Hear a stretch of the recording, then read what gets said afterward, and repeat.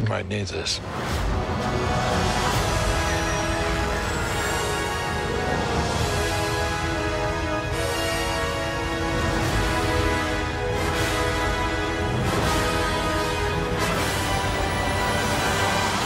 Star Wars: The Force Awakens.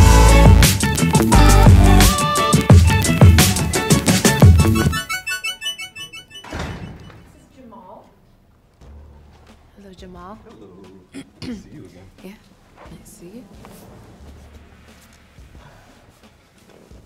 So if we can give your name and outlet. Jamal Finkley, BLACKTREE TV.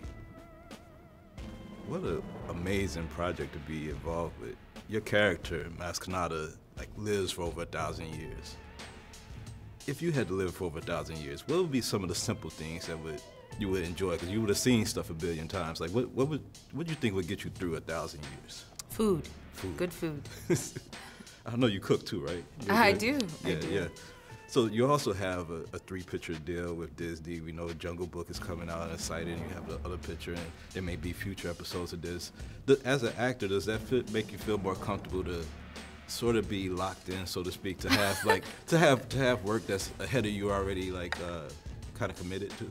Well, you know, this doing 3 Disney films in a row was actually coincidental, not anything that I was looking for, but Disney has such a diverse roster of films, and these three are so different. They couldn't be more different to each other. So I'm really excited about the work that I'm doing with Disney and the work that Disney is doing all together. And it feels good to be able to come back to a studio, obviously, because you know the people, you know, and the people are what make the studio at the end of the day. So it's feeling quite homey right now. So you've done a couple of projects now, but in this project, and even going back to episode 6, you know, that merchandising wasn't where it is today, where you have games and all these toys and all these virtual reality things that's going on. As a character, does it make you feel any different to know that you may be a part of this video game and a merchandise now, as opposed to, you know, some other movies you've done where merchandising wouldn't have been no merchandising for 12 Years a Slave. No, I actually hadn't thought about video games and all that. That's exciting. It's exciting to be a part of a film that could have so many, that can live in so many different spaces, for sure. Right. And people, the thing about Star Wars and the fan base that is Star Wars is that the fans really own this film. You know, they live it. They really interact with it in a very passionate way. It's almost like a way of life for some people. So it's a new world for me, and one that I'm very happy to be a part of.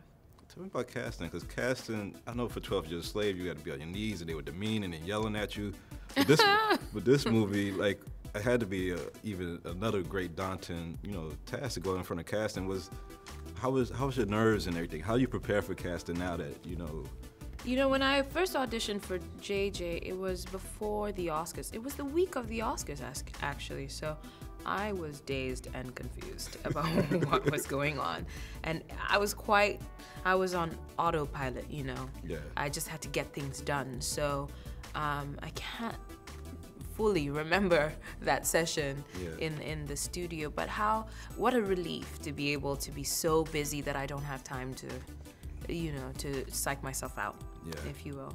And then after that, I think it was not until I was on set that I realized what I just signed up for, you know. And last question, I know Star Wars is a lot of things for a lot of people, but it also is like a political story for a lot of people. And I know that there's been, the dark side has been doing all these attacks on people all over the place, but when the attack happened in Garissa University in Kenya, I know your dad was a professor in Kenya, and the way that people compared the reaction to what happened in Paris, do you think as a world community that we need to do a better job of reacting to all civilian deaths, or that we act on different things differently? I think every life is valuable. That's the short answer to that. Yeah. Thank you for your time.